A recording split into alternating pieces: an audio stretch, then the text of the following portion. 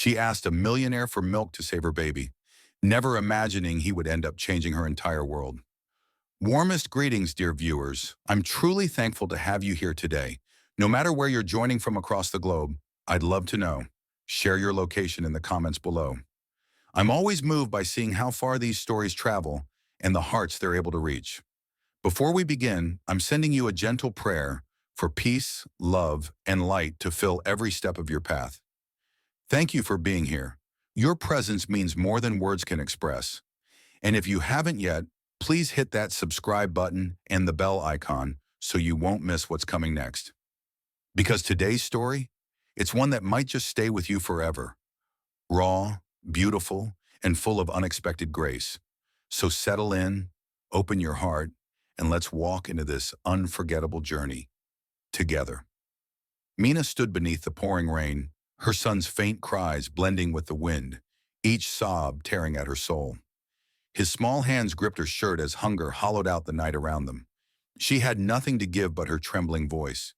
Water streamed down her face, soaking her braids, but she didn't care. Her world was wrapped in a thin blanket named Malik. The cold gnawed at her skin, and every step on the slick sidewalk seemed to lead her deeper into a pit of helplessness. Ahead, the grocery store glowed like hope itself, though even that light felt impossibly far away tonight. She didn't want much, just a little milk, just enough to ease her baby's pain. Barefoot, she stepped forward, each movement hesitant as her wet feet slipped on the pavement. She scanned the faces passing by, eyes heavy, searching for someone who might stop. A woman with a bright red umbrella caught her attention. Maybe she'd listen. "Excuse me, ma'am," Mina said, her voice barely rising above the storm. "My baby. He's hungry. Would you happen to have a little milk to spare?" The woman glanced away, her expression unreadable, and walked right past. Mina blinked, holding back the disappointment pressing against her chest. She turned to another, then another, each time greeted by silence, disinterest, or avoidance. She wasn't sure if it was the soaked clothes, the tired eyes, or simply the fact that no one wanted to see her pain. Soon she stood at the edge of the lot, her arms aching, her knees shaking beneath Malik's weight. She had never begged before, not like this. But tonight, pride had no place. The rain was relentless, chilling her to the bone as she rocked her son, whispering words she hoped he couldn't hear the fear behind. Then a voice broke through the storm, quiet, calm, unexpected. "Excuse me." Startled, Mina turned to see a man standing nearby, someone who didn't look away. He didn't rush, didn't seem alarmed. His gaze was steady, warm, and impossible to ignore. His face was sharp but kind, and the way he looked at her made her breath catch. Even his clothes, casual but expensive, hinted at a world she didn't belong to. She hesitated, unsure. Strangers had never been safe in her story. But something about him, it didn't feel dangerous. It felt different. "I saw you out here," he said gently, "and I couldn't ignore the way your boy's crying. I have a car. Come with me. I'll take you somewhere warm, where we can get him what he needs." Mina instinctively stepped back, shaking her head slowly. I can't," she said, her voice cracking under the weight of fear. "I can't get in a car with someone I don't know." The man nodded, not offended, his smile gentle and disarming. "I understand. I'm not here to scare you or ask for anything. I just want to help, that's all." He stepped closer, voice softening. "I promise. No catch. No harm. Just help." Mina searched his face, trying to read his intentions, trying to see the lie. But all she found was calm and a strange kind of kindness that disarmed her defenses. "You're really not asking for anything?" she whispered, eyes narrowing in disbelief. "Number just offering what I have. A little comfort, a little help." Malik whimpered again, and Mina looked down at him, her heart aching. She didn't trust this man, not fully, but she trusted that her baby needed her to act. The hunger was louder than her fear. "Please," he said softly now, "let me help." Swallowing hard, Mina gave a tiny nod, barely a breath of movement. He led her to a black car that seemed almost too sleek for this part of town. She paused, then slid in with Malik, cradling him tight, her every nerve alert. The man got in beside her, started the engine, and said nothing more. Inside the warmth, Mina noticed how composed he was. Not detached, but calm. There was no panic in him, only an unusual stillness that strangely settled her. "My name's Tyle Mills," he said finally, glancing at her. "Mina," she answered, "and my baby's name is Malik." "Nice to meet you both," he said, smiling briefly. "We'll take care of him, I promise." The drive was quiet, save for the rhythmic hum of rain against the windshield.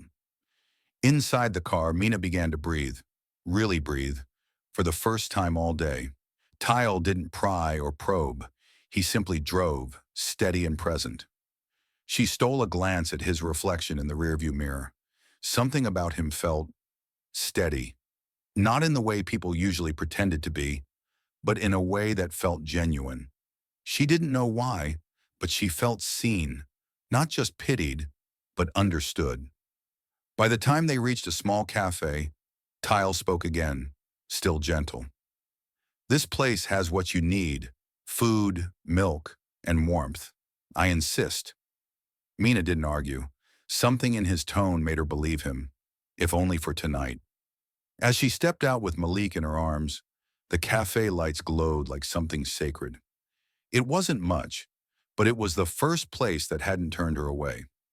Tyle held the door open without saying a word, and Mina stepped inside. The warmth wrapped around her instantly, almost making her cry from relief. And when she looked up, Tyle's eyes met hers, not full of charity, but of quiet respect. He hadn't just offered milk, he'd offered something deeper. A reason to believe in people again, even if just a little. The mansion's cold marble floors shocked Mina's bare feet with each step. She walked hesitantly, Malik asleep against her chest, his breathing soft and steady. Everything inside the house gleamed. Grand chandeliers, rich fabrics, spaces so large they seemed unreal. It was the kind of place she had never imagined herself in, but Till had simply led her in without hesitation, without fanfare. He showed her a guest room, clean linens, food on a tray, dry clothes ready. He didn't speak much, didn't ask questions, just offered what she needed. No pity, no performance, just quiet generosity. She watched him, unsure what to make of someone who gave so freely. In her world, kindness always came with a cost. But here she was, in a house that didn't feel like hers, yet didn't make her feel unwelcome either. Later, when Malik was sound asleep and the night had quieted, Mina sat still. She held the empty bottle in her hands, staring at it as if it told a story. A man who said little had somehow opened something in her she thought long buried. In that dim room, even the silence seemed sacred, as though it cradled something unspoken but real. And though she couldn't say it aloud, she didn't feel like just a guest anymore. The nurses started whispering. She was always there, every day, never missing a shift. They noticed how she looked at him, not like a patient, but like someone she already knew. They noted how his vitals calmed when she was near, how his breathing deepened, as if his body could feel her presence, even if his mind hadn't caught up. But Sandy didn't care about the rumors or the curiosity in their eyes. Let them wonder, because truthfully, she was wondering too. Wondering how a man who had never spoken a word to her could feel so familiar. Like a story she used to know by heart, one she was now slowly, carefully rereading, was afraid of breaking whatever fragile piece they had built. But something in the way Tyle had looked at her lately, softened, present, as if he saw her, gave her the courage to finally speak. "I don't know what this is," she said quietly, her voice just above a whisper. "But I just wanted to say thank you for letting us stay, for not asking questions, for just being kind."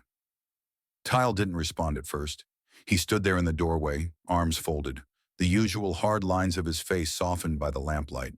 His eyes, unreadable yet gentle, settled on hers with a weight that made her pulse skip. "You don't have to thank me," he said after a long pause. "You being here, it doesn't feel like a favor anymore. It feels—" He trailed off, unsure of how to finish a sentence he hadn't allowed himself to start. Mina didn't push. She just nodded, her eyes falling to the floor, and in that simple exchange, those unfinished thoughts and shared silences. Something passed between them. Not romance, not yet, but something rooted and true, an understanding, a possibility. That night, Tyle didn't retreat to his office.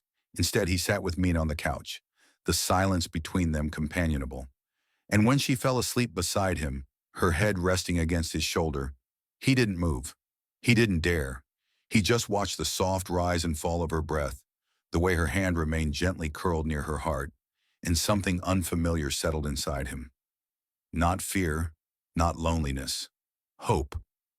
But her eyes remained steady, focused, as if she already knew. I know I wasn't what you expected, Tyle continued, his hands folded nervously in his lap. And maybe I wasn't what you needed at first. But these months, you've changed everything for me. Not with big things, but with the small ones. The way you love Malik, the way you carry yourself, the way you've made this place feel less like a house and more like a home. Mina's breath caught, but she didn't speak. Her fingers gently brushed over the rim of her teacup, waiting. I think I fell in love with you, Tyle said, the words quiet and sure. Not all at once. It was slow, like the sunrise. I didn't even realize it was happening until one day I looked at you and I just knew. Mina looked down, her eyes blinking rapidly as if she was trying to process the weight of his confession. Her voice, when it came, was softer than the wind. I don't know if I can love you the way you deserve. Not yet. I don't need you to be ready today, he said quickly, leaning closer. I don't need promises or perfect answers. I just needed you to know, because loving you, it's not about what I can get from you. It's about being here, with you, for Malik. Silence fell between them, but it was not uncomfortable. It was filled with thought, with feeling, with hearts quietly colliding under the silver moonlight. Mina finally raised her gaze to his. There were tears in her eyes, but her expression was calm. You make it hard not to hope, she whispered. Tyle smiled, not pushing, not expecting more, just sitting beside her, holding space for whatever came next. And in the gentle hush of the evening, it became clear. Love was no longer creeping in. It was here, unspoken, imperfect, but deeply, undeniably real. His heart skipped at her words and he leaned in closer, his hand tightening gently around hers. I know it's a lot, he said softly, his voice almost trembling. I know you're probably scared. Hell, I'm scared too. But I need you to hear this, Mina. I love you. I love you in a way that's different from anything I've ever known. And I can't keep pretending I don't. I want to be with you. I want to be a family. I want to build a life, a future, with you and Malik. His confession settled between them like a sacred hush. Mina sat frozen, eyes wide, breath caught somewhere between a gasp and a sob. Her heart thundered in her chest, loud and uncertain, and for a moment she was too stunned to speak.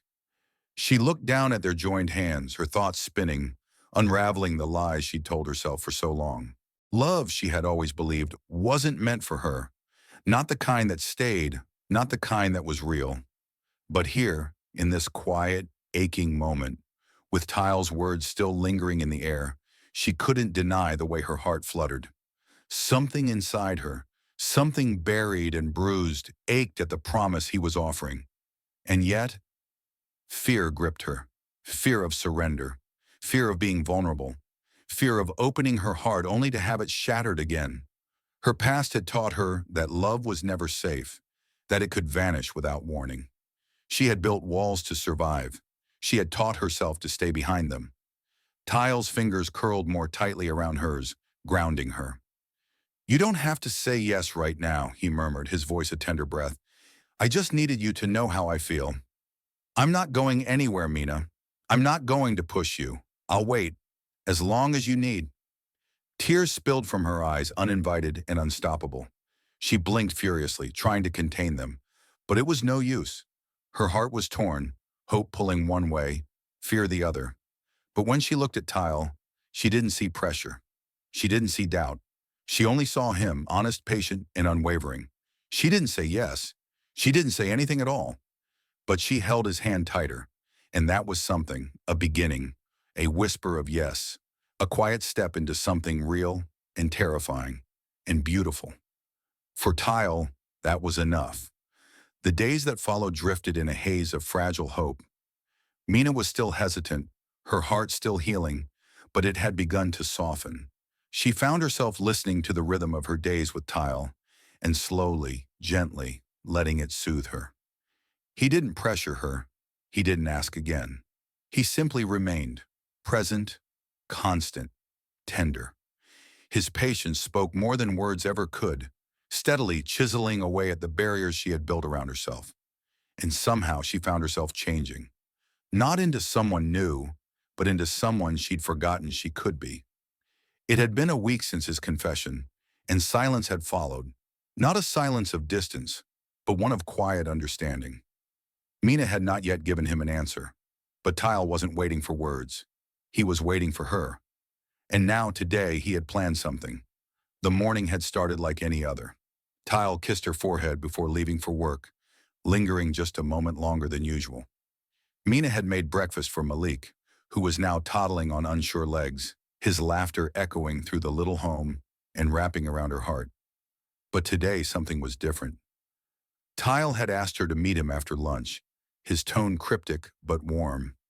So she dressed simply, just a soft dress and hope fluttering in her chest. She didn't know what he had planned, only that it felt important. When she arrived at the garden, her breath caught in her throat. It was simple, not grand, not showy, but it was beautiful, and it was hers. Flowers bloomed in soft clusters, roses, daisies, lavender, her favorites. Their fragrance filled the air, delicate and soothing. It was as if the space had been waiting for her all along. And there he was, Tile sitting on a wooden bench, looking at her as though she were everything good in the world. Malik clapped nearby, babbling with joy, the pure sound of their beginning. Mina stepped forward, her heart thudding, unsure what to expect. Tile rose to meet her, his eyes never leaving hers. As she drew close, his hand reached for hers again. Warm, steady, familiar. "I wanted to bring you here," he said softly, his voice full of something tender and raw.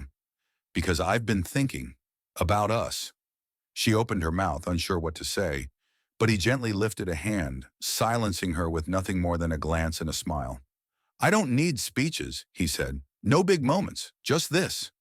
He pulled something from his pocket, a small, simple ring. No diamonds, no gold, just sincerity. "Mina," he said, his voice trembling now, "will you let me love you and Malik for the rest of my life?"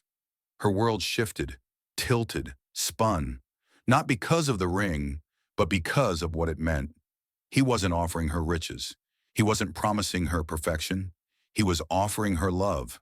Real, imperfect, steady. Her breath shook. Her fingers trembled as she reached for the ring. Her eyes welled with tears that she couldn't contain. "Yes," she whispered, the words slipping from her lips like a sacred promise. "Yes." Tile's eyes lit up with something that looked like awe. He slid the ring onto her finger, then cupped her cheek and kissed her. Slow, gentle, deep. A kiss that spoke of everything he hadn't said. And when they pulled apart, Mina finally saw it. The future. With him. With Malik. As a family. The days that followed were filled with quiet anticipation. Mina never imagined herself as a bride, but now she was preparing for the wedding, not just of her dreams, but of her healing. She would walk down the aisle with her child in her arms, and her heart finally wide open. Tile, once a man of order and numbers, had been unraveled by her love. In Mina, he found everything he didn't know he needed. Peace, purpose, a home. And now, as she stood at the garden's entrance, framed by sunlight and roses, he saw everything he had ever hoped for in the woman who had changed his life. No longer guarded, no longer hiding. She was coming to him freely with love in her eyes. And for both of them, this wasn't just a wedding, it was a beginning. The floor, her back pressed against the door, her body trembling as silent sobs racked through her. Her breath came in shallow gasps, the room around her spinning as memories long buried clawed their way to the surface. Her hands trembled in her lap as she stared blankly ahead, trying to gather herself. trying to find even a sliver of strength. But it was hard, so hard. She had come so far, from sleeping under bridges, scavenging for scraps, and enduring Liam's cruelty, to building a home filled with warmth, laughter, and love.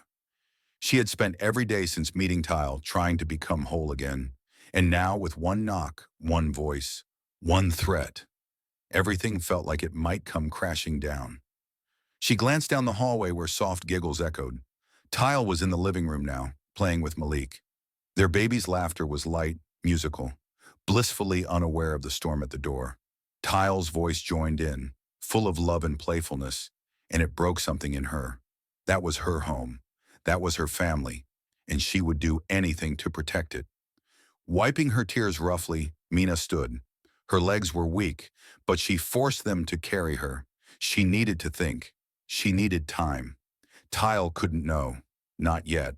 Not until she figured out what to do. So she pasted on a smile and walked toward the sound of her family's joy, hiding the storm behind her eyes. Tile looked up and grinned when he saw her. "There's my queen," he said, holding out his hand. She slipped hers into his, squeezing just a little tighter than usual. "You okay?" he asked gently, noticing the faint tremble in her fingers. "Just a little tired," she whispered, kissing the top of Malik's head and then Tile's cheek. "I think I'll lie down for a bit." Tile's eyes lingered on her for a beat too long, his intuition quietly sounding alarms, but he didn't press. "Okay, love. I'll keep our rascal occupied." She nodded and slipped away. Upstairs, she sat on the edge of their bed, her fingers gripping the bedsheets tightly. She had 24 hours. 24 hours to make a decision that could either destroy the life she had built or protect it at a cost. As the sun dipped lower, the sky outside turned orange and gold, casting soft light on the quiet anguish written on her face. Tomorrow Liam would return, and Mina would have to choose between her truth and her future. And in that golden hour, as the sky turned the color of faded fire and the world around them quieted into stillness, Mina rested her head on Tile's shoulder. Their hands remained intertwined, not out of habit, but from a lifelong promise they never needed to speak aloud. A promise that said, "I choose you, always." Mina breathed in deeply, the scent of sun-warmed grass and summer still clinging to the air, and let her eyes close for a moment. She could hear the children's laughter in the distance, the joyful shrieks of hide and seek, and the hum of sprinklers misting into the evening breeze. She could feel the pulse of life around her, soft, constant, alive. "This," she whispered, barely audible, "this is what I never dared to dream of." Tile turned, pressing a kiss to her temple. "And this is exactly what I always wanted, even before I knew I needed it." No longer were they two souls searching for shelter in each other. They had become one, woven not just through affection, but through shared trials, through days of silence and nights of vulnerability, through the tiny everyday miracles of love. They had weathered storms, faced ghosts of the past, and had built something sacred in the aftermath, a family. It was never about perfection. Their love was messy, human, forged through fear and healing, forged through Mina's bravery and Tile's steadfastness, through the child who had first called him daddy with innocent hope, and the two others who had never known life without the security of their embrace, through midnight feedings and early morning lullabies, through whispered "I'm sorry" and louder "I love you."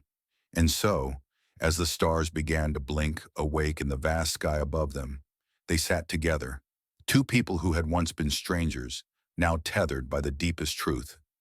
Love had saved them, and in that truth, in that stillness, in that unshakable bond, Mina finally understood. She hadn't just asked for milk that night in the rain. She had unknowingly asked the universe for a chance, and it had answered with Tile.